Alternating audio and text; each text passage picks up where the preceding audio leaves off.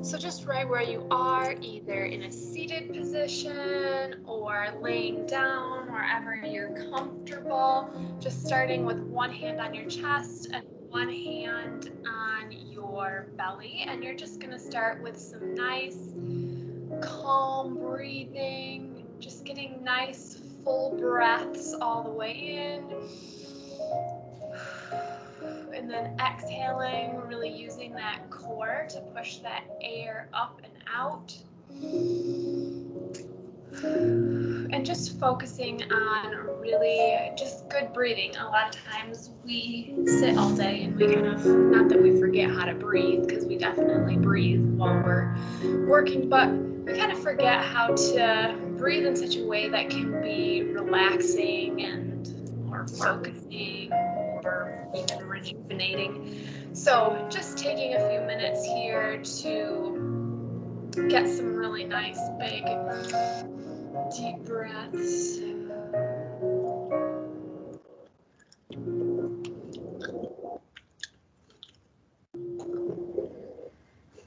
And I'll be honest, if I wasn't like trying to keep an eye on the screen here a little bit, I'd probably be laying on the ground doing my deep breaths.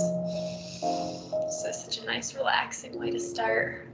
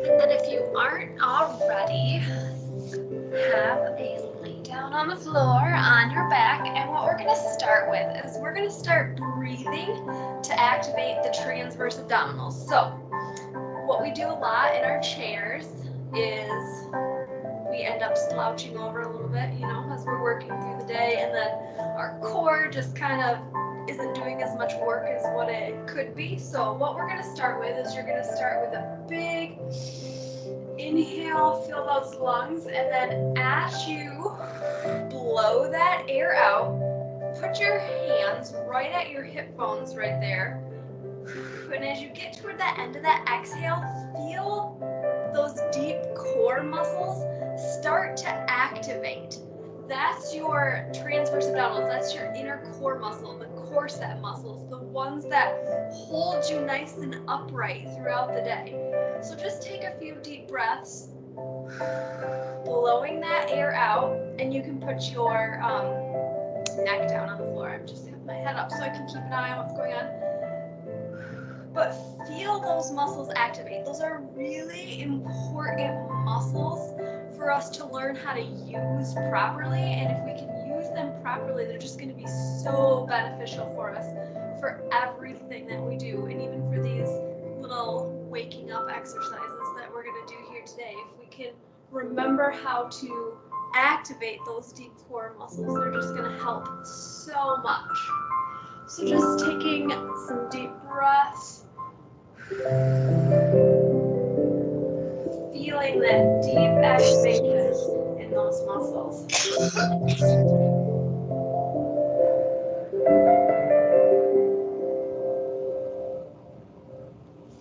And I might actually move my computer off my yoga blocks. I put it up a little bit higher today because I thought I might be able to see better, but I do kind of think I like it on the floor.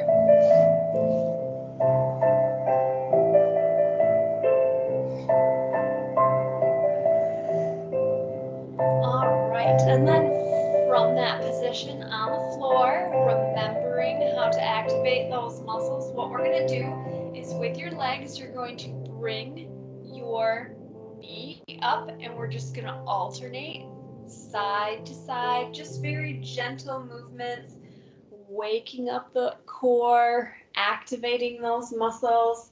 And then the whole time we're doing this, you're just gonna focus on keeping that movement from your core. It shouldn't be your hip flexors, it shouldn't be coming from your quads, it shouldn't be coming from anywhere else. It's just coming from your core. So keeping that back, that low back pressed into the floor, keeping that core, that belly button pulled in and up. It's like so many things to think about, but when they all work together really well, it just makes so many things easier. Walking, running, sitting, keeping us from slouching over so much. And then just kind of go at your own pace. There's no like set speed here that you have to go. You could go really slow if you want, really just like super focused, or a little faster. Just kind of depends on where you're feeling it or how you feel it. Sometimes the slower you go, it's almost more challenging. Really have to focus to go slow.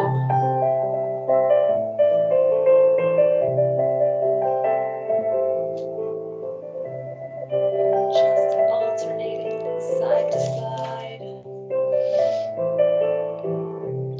And then we're going to bring both feet up to tabletop. And so the opposite, you're just going to set your foot down on the ground, alternating from side to side. You might feel like this one's just a little bit more challenging than picking up your foot. So just kind of play with it a little bit. Make sure you're keeping that belly button pulled in, pulled up, keeping that core activated, alternating side to side. Don't forget to breathe. So waking up that whole midsection, making those muscles fire properly.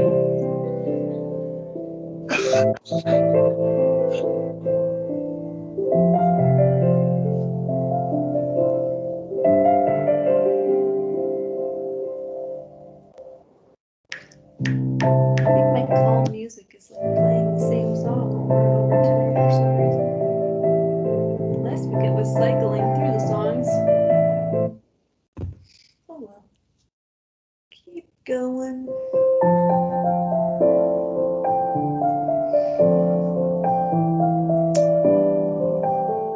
And as you go through this, you're just gonna start to feel it waking up there in the middle. All right, what we're gonna do is we are going to add on. So you can put both feet down on the ground. You are going to bring your hands up behind your neck just to support your head. And we're gonna work on just doing a classic crunch. And we're just gonna work on doing it properly. So remember, belly button down and up. And then sternum towards the ceiling as we crunch, trying to get those shoulder blades off the ground. We might not get them off the ground, and that's okay. That's totally fine. It's just the effort that we're putting forth to try to get them off the ground. And in this move, you're going to feel a little bit more of the top of your belly muscles, like the rectus abdominis, the muscles that are right on top. So you're going to be firing those deep abdominal muscles, and you're going to feel the muscles on top. And just focus on everything kind of going down and up. We shouldn't see any like a bulging stomach or anything like that. You just want to focus on keeping all that energy in there. And let's go for 10 more really good crunches. Nice and slow and controlled. 8, 7, 6, 5, 4, 3,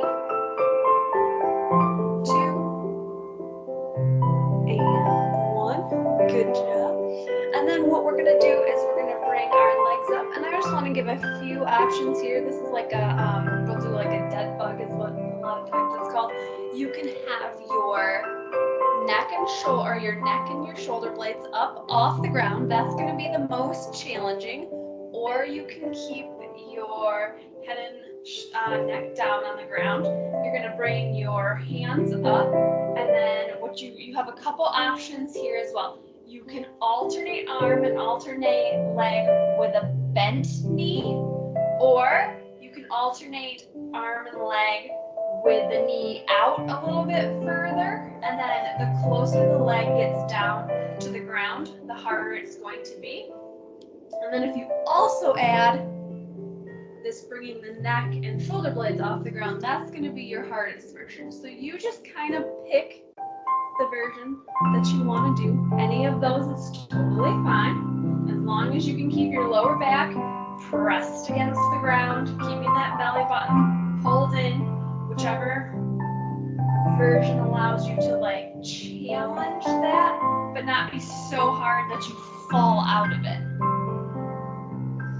And let's go for 10 more right here. So 10, 9, 8, 7, 6, 5, 4, 3, 2, and 1. Nice. And we're going to go back to the beginning, back to that activation. We're going to do 10 nice and controlled, picking up that foot off the ground. And then we're going to do 10 nice and controlled, setting that foot on the ground. We're just kind of roll through it a little bit faster this time. Focus on getting that deep abdominal activation with this one. Don't let your hip flexors join in. They'll definitely like to join the party because we sit so much, they get a little overactive. So keep it in your core. Don't let this feel tight right here. Keep that low back pressed against the ground. Everything should be stable in that upper body. Everything's nice and stable in the pelvis area. Nothing's moving around. And then we're going to bring those feet up to tabletop. Dropping that foot down towards the ground. Alternating side to side. Again, just keeping everything nice and stable. Just feeling that deep core activation. Hopefully this afternoon we'll be able to sit up a little straighter in our chairs, or at least be a little more conscious of how we're sitting or standing. I know some people have stand-up desks. Maybe I will really try to stand at the counter. Let's go 5, 4, 3, 2, and 1. And then hands behind the head, feet on the ground. We're going to go right into that crunch for 20. So here's 20, 19, 18, 17, 16, 15, 14, 13, 12, 11, 10, 9, 8, 7, 6, 5, 4, 3, 2, 1. We're going to go right into that dead bug. So hands up, knees up. Pick whichever version of a dead bug that you want to do. We're going to go for 20, or alternate the version that you do as we do it. So there's 20, 19, 18, 17, 16, 15,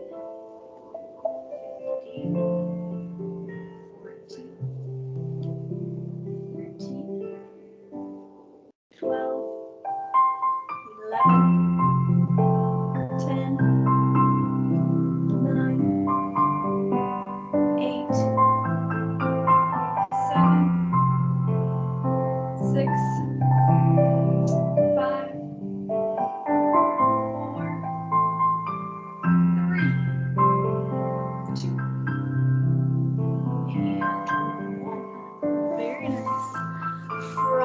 here, we're gonna go right into child's pose. You can do knees wide, knees together. Just feel a nice release in your lower back. Let your forehead go down into the ground and let your neck relax. Taking some nice big deep breaths while you're down there. Just letting your sit bones sink closer to your heels as you breathe.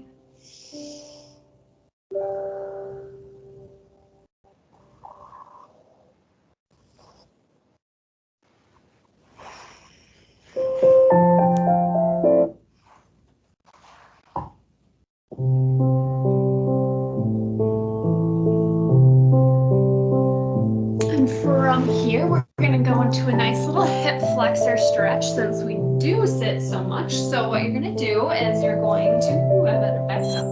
You're going to come up onto one knee, put one knee out in front of you, kind of like this here. And then what you want to do is you want to tuck your tailbone under. You're going to lean a little bit forward. It's not a big lean. And then if you contract that glute on the side where the knee is down into the floor, you should feel a nice stretch right here into that front side, that hip flexor.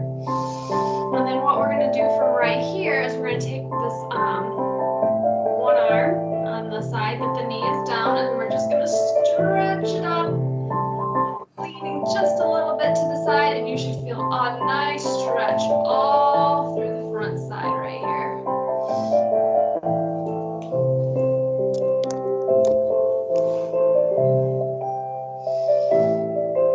And if at some point you're like, oh, my hips came untucked or that glute came unsqueezed, just reset and retuck the hips and squeeze the glute.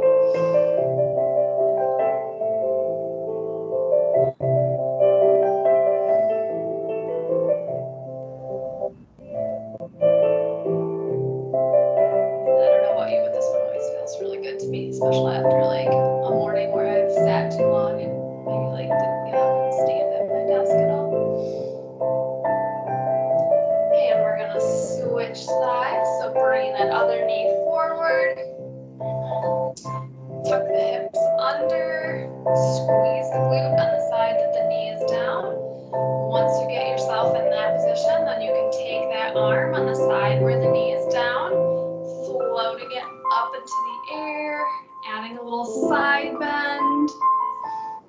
And that's getting the hip flexor. It's even getting a little bit into the psoas, which is a really deep muscle that helps with the flexion of the leg. Reaching that arm up nice and high. Again, if you feel like, oops, I came out of it at all, or my glute kind of let go a little bit, that's okay. Just reset and you should continue to feel that nice big stretch on the front side. This is really a great one to do, you know, if you wake up multiple times a day, or even if you just haven't like taken a break in a while from sitting by your desk. You can just even do this one for 30 seconds at a time. It just feels really nice.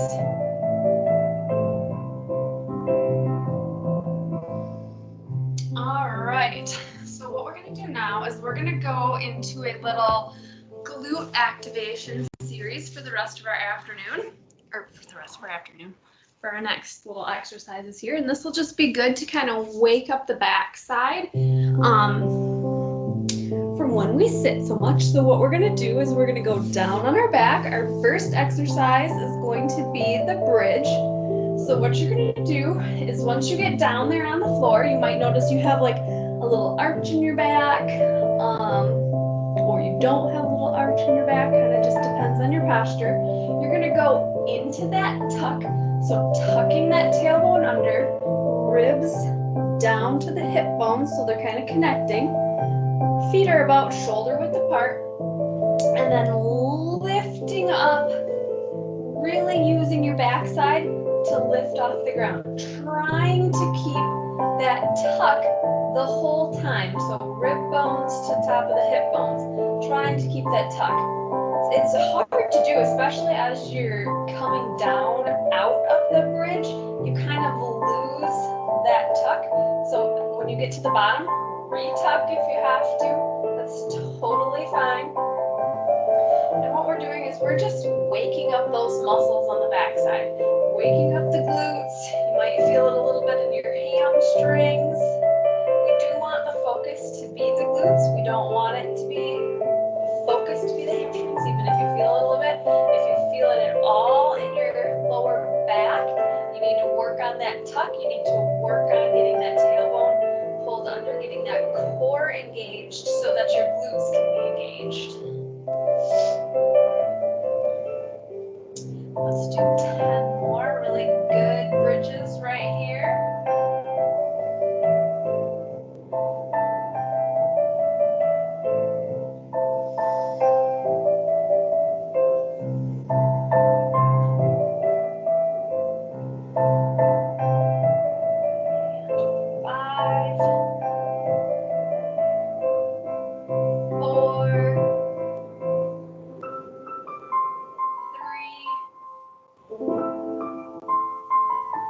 Two, and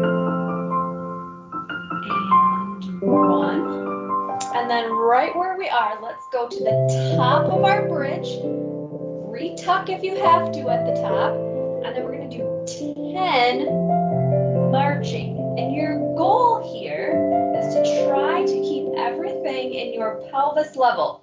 Don't let your hips shift from side to side, front to back. Don't let them shift anywhere. Keep them nice and stable. And that should be all those muscles in the side of the glute and the glute max. Everything should be working to keep you nice and stable. It's actually kind of tricky. And I struggle with it some days more than others. I'm like, oh, that's not happening today.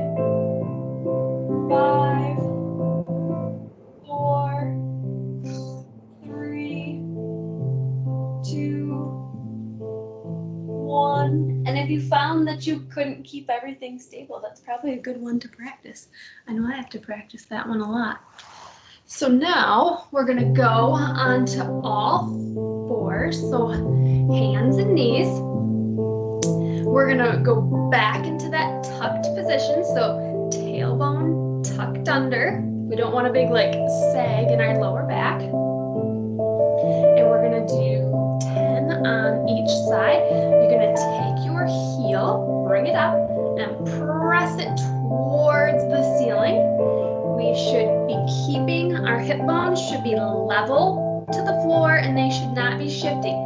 So your core should be helping hold everything nice and stable as you press that heel up towards the ceiling. And it's not a big press, it's just little. That's all it takes to kind of activate that backside. So here's 5, 4, 3, 2, 1. Switch sides. Other side. Make sure you got everything nice and level. 10, 9, 8, 7, 6, 5, 4, 3, 2, 1. And maybe you found while you were doing that like one side was easier than the other, one side was harder than the other. That's totally fine. Just take note. Maybe you need to work on the side that's a little harder than the other a little bit more. So we're also going to wake up the side of our glute. And that's just really good for keeping us nice and stable. So same position on all fours, keeping everything tucked under, core engaged. You're going to lift that leg to the outside. It's like a fire hydrant. Or it is a fire hydrant. It's not like a fire hydrant. That's just what it's called. I can't do this one with the cross country kids. They just can't even handle it. They come up with too many funny things.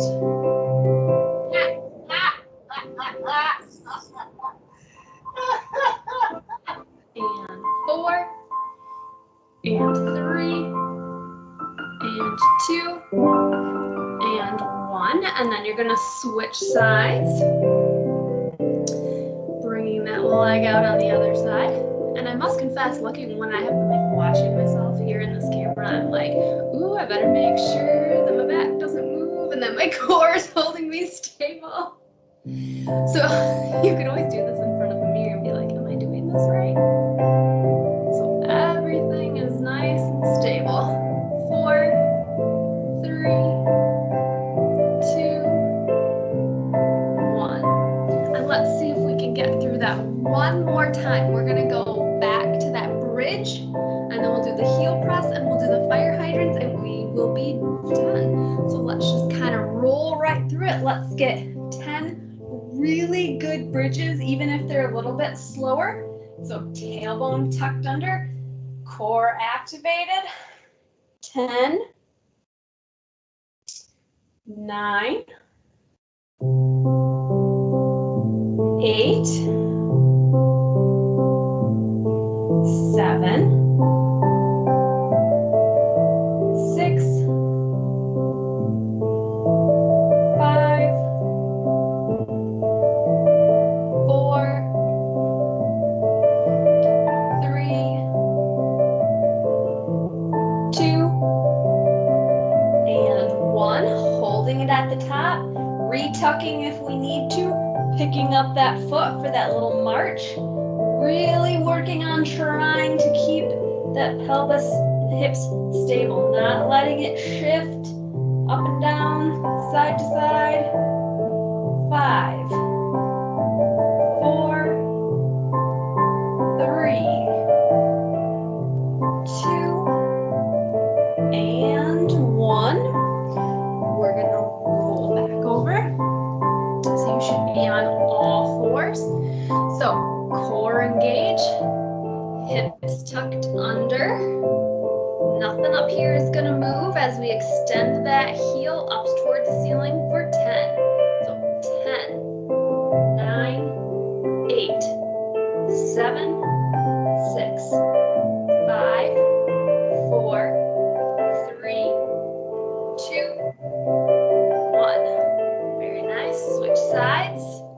Getting everything nice and stable. 10, 9, 8, 7, 6, 5, 4, 3, 2, 1. And the last one, we will go back to that fire hydrant. So keeping everything stable here in the middle, lifting that leg out to the side. Might not be a very big movement, and that's totally okay. So 10, 9, 8, 7, 6, 5, 4, 3, 2, and 1.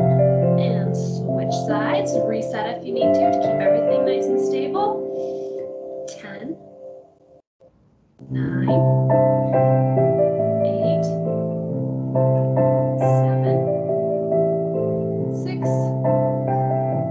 5, 4, 3, 2, and 1. Go ahead and relax. Sit back into child's pose. Forehead to the floor. Taking a nice big deep breath. Letting those sit bones get a little bit closer to those heels. And then just have a seat. We'll do one quick stretch. You're going to bring one knee in, and you're going to reach towards the toes and the leg that's out. And then from right there, you're going to turn, shift your chest down towards your knee. If you want to add a little extra, you're bringing that opposite arm up and over. And when you do that, you might feel a nice stretch in your lower back. And then when you're reaching forward, reach to wherever you can reach. Might be your shin, your ankle, your toes. Some people can go past their toes. I definitely can past my toe. So just kind of reach to where you need to go to feel that stretch. And then bring it to the other side, reaching out towards that ankle or toes, shifting that chest down towards the knee. Oh, and then bringing that arm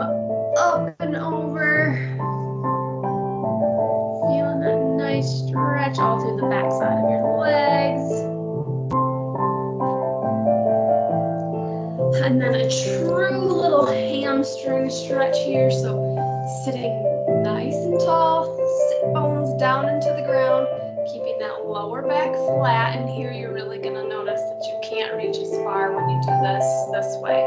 So keeping your back nice and flat, don't let it arch, keeping it nice and flat. Reach towards your toes, and you're going to feel a really strong stretch in the back of your hamstrings. And when I do this, I can't even come very close to my toes at all, which means, ooh, I need to stretch my hamstrings a lot more. So, reaching out, breathing as you're stretching, and I will leave you with that stretch today. I hope that you enjoyed Mobility Monday. As always, some feedback. If you have any questions or comments or thoughts or whatever, I am open to. Thank you for joining. Thank you. You're welcome. Good afternoon, everyone. Thank you. Thanks, Melissa. See ya. Yep. Thanks.